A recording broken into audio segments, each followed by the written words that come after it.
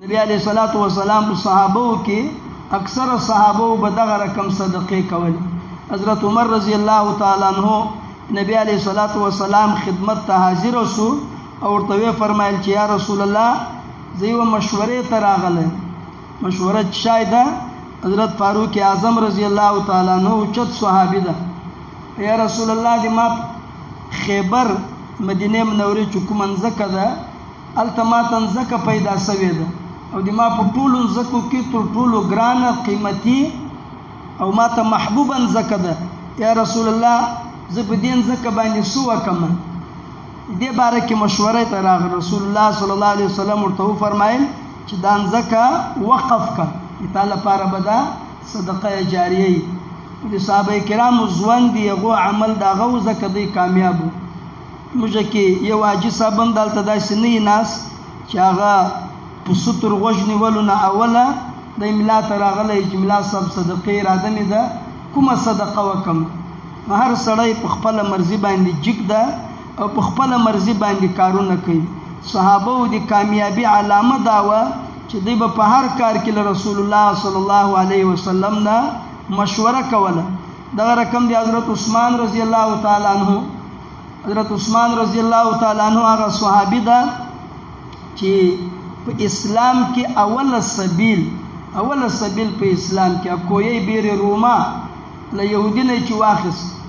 او په ټول اسلام کې دوم وقف د مسجد نبوي نه بعد دوم وقف زکه یعنی هغه کوی رسول الله صلی الله علیه وسلم په مشورې سره واخص او بیا په صحابه کرامو باندې وقف کړ. الله رب العزت دومره برکت کې واچو چې لیخ کوینا شاوخوانځه کې ونی ولګې د باغات جوړ شو تر دې پورې چې تر نن ورځې پورې سعودي په بینکو کې ځان ته یو اکاونټ ده مزرعه عثمان په نوم باندې مشهوره. هغه ځای وسمسته په مدینه منوره کې فندق عثمان په نوم باندې وسمسته مدینه منوره کې هغه وټل کچيري تاسو خیال کړئ. دغه رقم مطبع عثمان په نوم باندې او دغه رقم په افریقا او د دنیا په څومره ملکو کې چې دا څومره خوراکي مواد دي د قران کریم نشر او اشاعت دي یا د جمعاتو جوړېدل دي دا ټول تر اوسه پورې سعودي حکومت د حضرت عثمان غنی رضی الله تعالی عنہ په نوم باندې چې کوم اکاونټ جوړ کړی هغه بیر روما د یو چې څومره آمدن ده هغه ټول په یو بینک کې اچي بیا په ټوله دنیا کې فلاحي کارونه. لومبني یو څو کاله مخکې د کوم راپورټ راغلی و کروڑاو ریالو ته رسېدلی و. کروڑاو ریالو ته څومره کروڑه د هغه په بینک کې اکاونټ. نو دا هغه شیان دي چې 1400 کاله تیر شو او حضرت عثمان رضی الله تعالی عنہ په خپل قبر مبارک کې دا یغه ته دی هغه اجرونه او ثوابونه رسیږي. نو دې طرف ته کوشش کول پکار ده. جمعات موقعی د قبرستان موقعی دغه رقم حکم چې دی وبو ضرورت دی الته سړی کوی وکاږي په کلو په دیهاتو کې داسې په لري علاقو کې د سند دیهات کې پاس په کلی کې یو نلکه سړی ولګي یو ټانکۍ سړی جوړ کی هر چې ته سړی ټمبکی زنه قسم دی نه خوري. دغه شیان انسان ته په شمر ورځي پاتې سو دغه په سوګان یا دا غواوي چې د حلالیزي دا صرف نسو ته ځي له نسو نه ډایرکټ مامو ته ځي هېڅ د هغې ګټه نشته. فرد مې د قسمې که د دې ګټې تاسو ته ورسېږي نو سړی یې کوي او اجر او د ثواب کار هغه ده چې د الله بندگان په ژوند کې ګټه واخلي او د مرګ له بعد تا ته د هغې ګټه ورسېږي. نو دا صدقات جاریه وي که د جومات په شکل وي که د مدرسې په شکل وي که د کوی په شکل وي که د ټانکۍ په شکل وي که د نلکې په شکل وي دې کې کوشش وکړ. دغه رقم یو غټ عمل دی الله رسول چې کوم شوولی هغه ونه لګول دام صدقه جاریه ده او نبی علیه الصلاۃ والسلام ډیر زیات احادیثو کې د دې تاکید کړی ده. بخاری او د مسلم مشهور حدیث ده. حضرت انس رضی الله تعالی عنہ فرمایي دی الله رسول فرمایل ما من مسلم یغرس غرسا کوم مسلمان بنده چې ونه ولګي یو بوټی ولګي او یا یو پټی دی ولګي نو لدینا یو مرغه یا یو انسان یا یو حیوان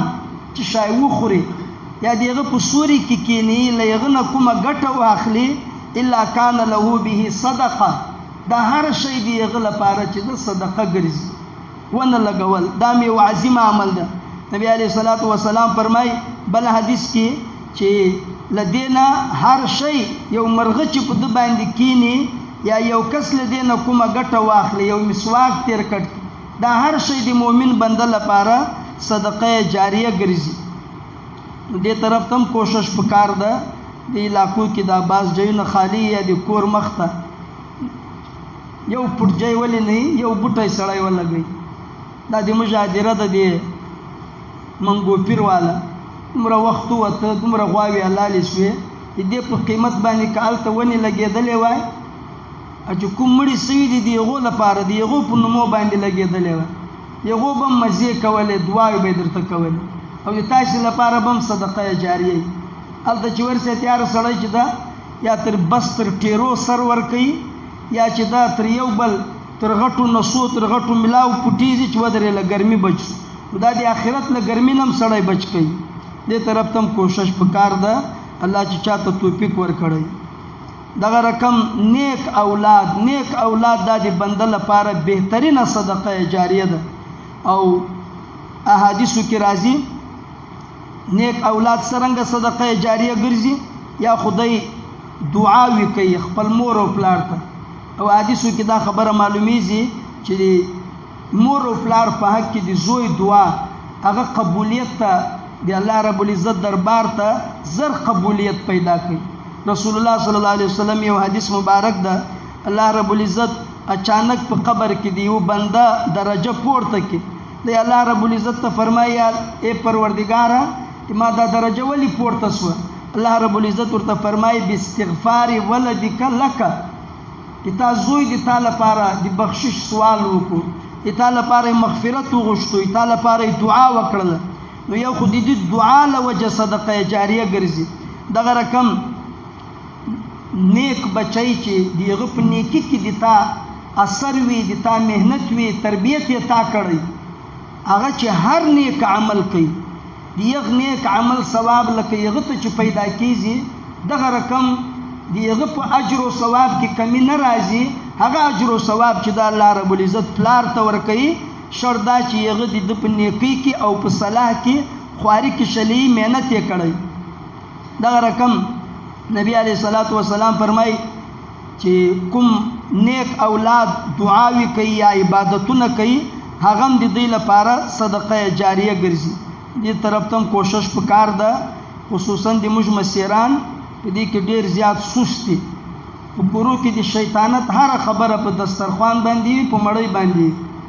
ای باندې خلکو نه چې کومې موږ خبرې اوري د کفر او د نفاق هغه چې کله موږ شاته په ورسېږو هغه له پلاره سوي یا له نیکه سوي له کوره کوم مزاج او ذهن کوم کفر د پلار په دماغو کې دا هغه منتقلیږي اولاد ته نو که چیرې نیکه لاره نه سي رسولی د خیر لاره نه سي رسولی د شر لاره مه یې رسوی ته خو به مردار سي قبر ته به ورسېږې